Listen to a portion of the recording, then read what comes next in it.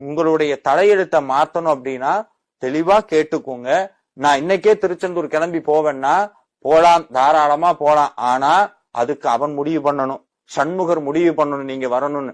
அதுக்கு என்ன பண்ணணும்னா தெளிவா கேட்டுக்கோங்க.